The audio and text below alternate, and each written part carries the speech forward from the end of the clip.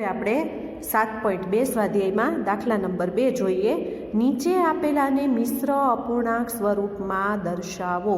હવે પેલું આપેલું છે એ 20/3. સૌથી પહેલાં અહીંયા ભાગાકાર કરીશું.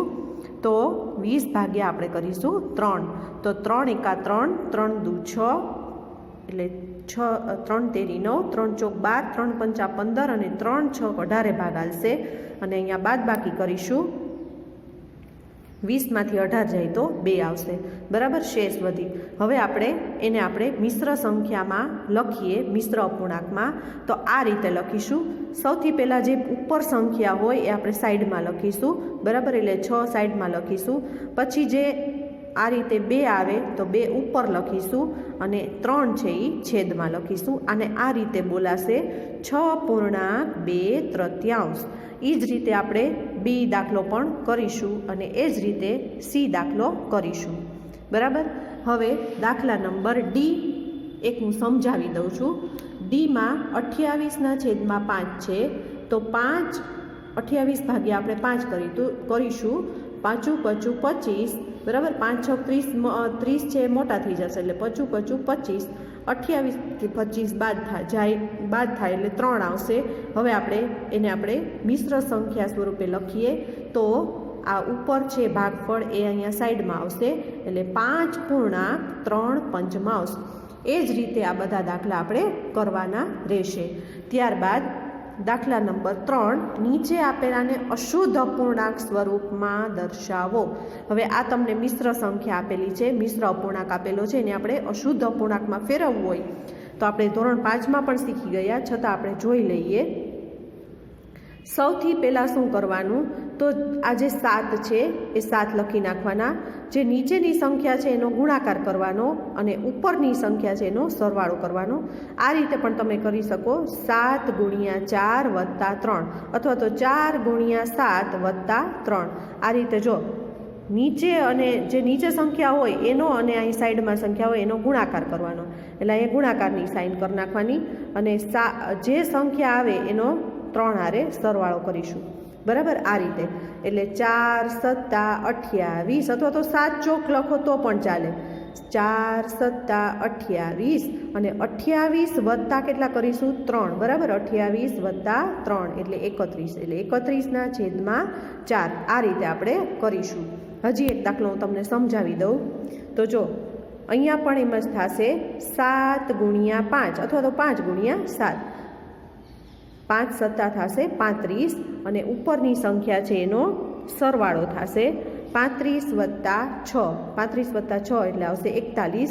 41/7 જે સંખ્યા છેદમાં હોય તો છેદમાં જ રાખવાની, એટલે 41/7.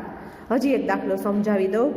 જો 2 × 6, 2 × 6 એટલે 6 × 2 = 12 + 5. બરાબર, અહીંયા ગુણાકારની નિશાની ને અહીંયા સરવાળાની નિશાની ખાસ યાદ રાખજો.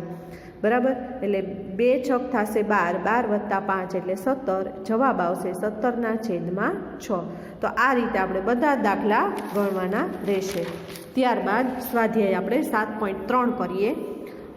એમાં એમ કીધું છે એ અપૂર્ણાંક સ્વરૂપે લખો, શું આ બધા સમઅપૂર્ણાંકો છે એ દર્શાવો. બરાબર, એમાં તમને પહેલી સંખ્યા આપેલી છે 1/2, બીજી સંખ્યા છે 2/4, ત્રીજી છે 3/6 અને ચોથી છે 4/8.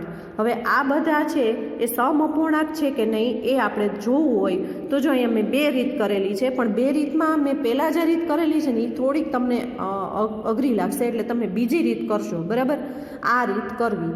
હવે કઈ રીતે કરવાનું, જો પહેલી સંખ્યા છે પહેલી તો 1/2 આપેલી છે. બરાબર, એટલે એ આપણે એમને લખી નાખીશું 1/2. હવે બીજી સંખ્યા છે 2/4. બરાબર, તો હવે એને આપણે 1/2 છે અને 2/4. હવે એ સમઅપૂર્ણાંક છે કે નહીં એ શોધવા માટે પહેલાં આપણે એના છેદ ઉડાડીએ. બરાબર, તો 2ના આપણે ભાગ પાડીએ તો 2 એકુ 2 થશે. 4ના ભાગ પાડીએ તો 2 દુ 4 થશે. તો આ 2 ને ઉડી ગયા એટલે વધ્યા 1 અને 1/2 એટલે કે 1/2. બરાબર, એવી જ રીતે આપણે એના પછીનો લઈ તો 3/6. તો 3 એકુ 3 અને 6ના ભાગ પાડશે 3 દૂને 6. તો આ 3 3 છે સરખી સંખ્યા છે એટલે ઉડી જશે, વૈધા 1/2. એ જ રીતે આપણે 4 અષ્ટમાંશ લઈએ તો 4 એકુ 4 અને 8ના ભાગ પાડીએ તો 4 દુ 8. તો આ 4 4 ઉડી જશે એટલે આવશે 1/2. બરાબર.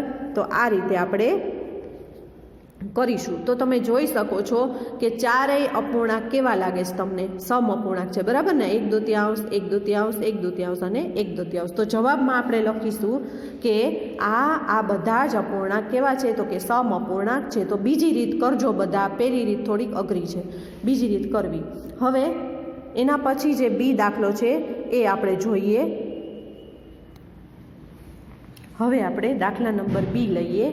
4/12, 3/9, 2/6, 1/3 અને 6/15. હવે આ બધી સંખ્યા છે, આ બધા અપૂર્ણાંકો જે સમ અપૂર્ણાંક છે કે નહીં એ આપણે જોવાનું છે.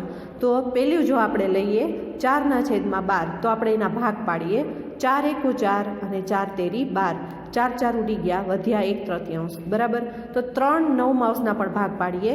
3 એકુ 3, 3 તેરી 9. તો 3 3 ઉડી ગયા, વધ્યા 1/3. 2 એકુ 2 અને 3 2 તેરી 6 એટલે 2 2 ઉડી ગયા, વધ્યા 1/3. 1/3, 1 એકુ 1 ને 1 તેરી 3. આ 1 1 ઉડી ગયા, વધ્યા 1/3. એમને એમ લખી નાખો તો પણ ચાલે.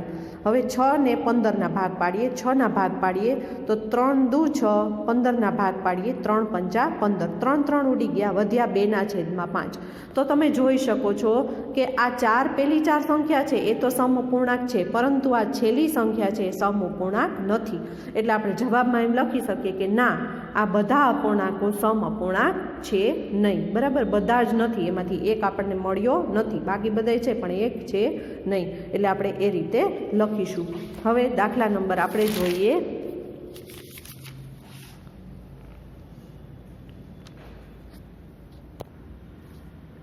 હવે આપણે દાખલા નંબર 2 જોઈએ. અપૂર્ણાંક લખો અને દરેક હરોળની અપૂર્ણાંક સમ અપૂર્ણાંકની જોડ લખો. બરાબર. તો આપણે આને અપૂર્ણાંક સ્વરૂપે તો બધાને લખતા આવડે જ છે. આ ઉપરમાં પણ આપણે એમ જ કર્યું હતું. બરાબર ને? પછી આપણે દાખલા ગણ્યા હતા. બરાબર. એ જ રીતે આપણે અહીંયા પણ આપણે અપૂર્ણાંક સ્વરૂપે, અહીંયા ટૂંકમાં બધાને અપૂર્ણાંક સ્વરૂપે આપણે દર્શાવવાના છે. તો આને આપણે અપૂર્ણાંક સ્વરૂપે મેં અહીંયા દર્શાવેલા જ છે. બરાબર. એ રીતે તમારે ચોપડીમાં જ આ દાખલો કરવાનો રહેશે. બરાબર. હવે આપણે દાખલા નંબર 3 જોઈએ. તો ત્રીજા દાખલામાં નીચે આપેલી દરેક ખાનામાં ચોરસમાં સાચી સંખ્યા મૂકો. બરાબર. તો પેલું આપેલું છે 2/7 બરાબર 8/. હવે આપણે જો અહીંયા 7 છે. બરાબર. અને અહીંયા 2 છે. તો 2ને આપણે કેટલા વડે ગુણ્યા તો 8 આવ્યા? તો કે 2ને આપણે 4 વડે અહીંયા ગુણ્યા એટલે 8 આવ્યા. તો 7ને પણ આપણે 4 વડે ગુણવાના. બરાબર. એટલે 7 ચોક 28. એટલે અહીંયા સંખ્યા આવશે 28. એ જ રીતે આપણે દાખલા નંબર બી કરીએ. તો અહીંયા 5 આપેલા છે, અહીંયા 8 આપેલા છે, અહીંયા 10 છે, અહીંયા કાંઈ આપેલું છે નહીં. તો હવે 5ને આપણે કેટલા વડે ગુણીએ તો 10 આવ્યા? તો કે 5 દુ 10. તો જે રકમને અંશમાં ગુણી એને છેદારે ગુણવાના. એટલે 8ને આપણે 2 વારે વડે ગુણીએ એટલે આવશે 16. એટલે અહીંયા જવાબ આવશે 16. એ જ રીતે દાખલા નંબર સી લઈએ. તો 3/5 અને અહીંયા છેદ આપી દીધો છે 20, પણ અંશ આપેલ નથી. તો જો 5ને આપણે કેટલા વડે ગુણ્યા તો 20 આવ્યા? તો કે 4 સાથે. એટલે 5ને આપણે 4 સાથે ગુણ્યા તો 3, જે રકમને અંશ સાથે ગુણો એને છેદ સાથે ગુણવાની, અને જેને છેદ સાથે ગુણો એને પણ અંશ સાથે સરખી જ રકમને ગુણવાની. તો 5ને આપણે 4 આડે ગુણ્યા તો 3ને પણ 4 સાથે ગુણીશું. એટલે 3 ચોક 12 અને 5 ચોક 20. એટલે અહીંયા આવશે 12.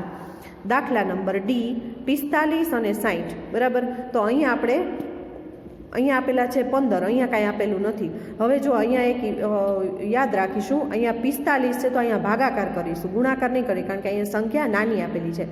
તો આપણે 15ને આપણે ઊંધું કરીએ. 15ને કેટલા હારે ગુણીએ તો 45 આવે? તો કે 15 તેરી 45. હવે અહીંયા આપણે કઈ સંખ્યા એવી લખીએ કે જેથી એને 3 હારે ગુણવાથી 60 આવે, અથવા તો આપણે ભાગાકાર કરી લેવાનો. 3 અને અહીંયા 60, 60 ભાગ્યા 3 એટલે 20 તેરી 60 થશે. બરાબર ને? એટલે અહીંયા આવશે 20, 20 તેરી 60. 3 3 ઉડી ગયા, વધ્યા 15/20. એટલે અહીંયા સંખ્યા આવશે 20. તો આ રીતે આપણે કરીશું. હવે દાખલા નંબર 4 લઈએ.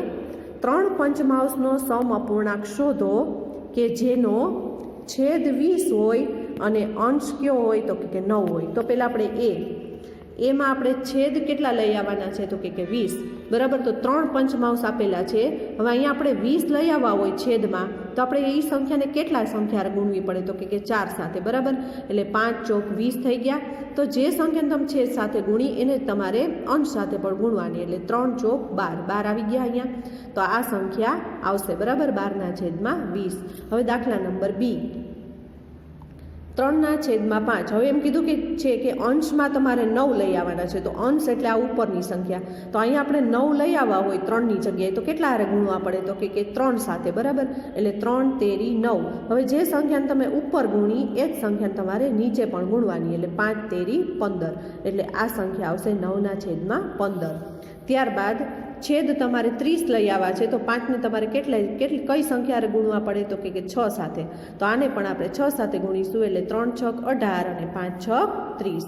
એ જ રીતે હવે અંશ છે 27 લઈ આવો છે. તો 3ને આપણે 9 સાથે ગુણીએ એટલે 27 આવશે.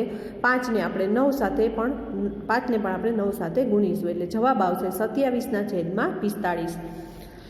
હવે 36, 48 નો સમઅપૂર્ણાંક શોધો કે જેનો અંશ આપણે 9 લઈ આવો છે. હવે 36 છે એના આપણે શું કરવા પડશે, ભાગ પાડવા પડશે, બરાબર. તો 36ના ભાગ પાડીએ તો 9 ચોક 36 અને 48ના ભાગ પાડીએ તો 12 ચોક 48. હવે સરખી સંખ્યા છે એ ઉડી જશે. તો અહીંયા આવશે 9/12, બરાબર. એ રીતે આપણે કરીશું. હવે છેદ છે 4 લઈ આવો છે. તો આપણે એને 4 હારે ભાગી નાખવાના, આ સંખ્યાને 4 હારે ભાગી નાખવાની. તો 12 ચોક 48 થાય, બરાબર. 12 મળશે તમને, એટલે 12 ચોક 48. તો આ સંખ્યાને પણ આપણે 12 હારે ગુણીશું, એટલે 12 તેરી 36. એટલે 12 ઉડી જશે. જવાબ આવશે 3/4.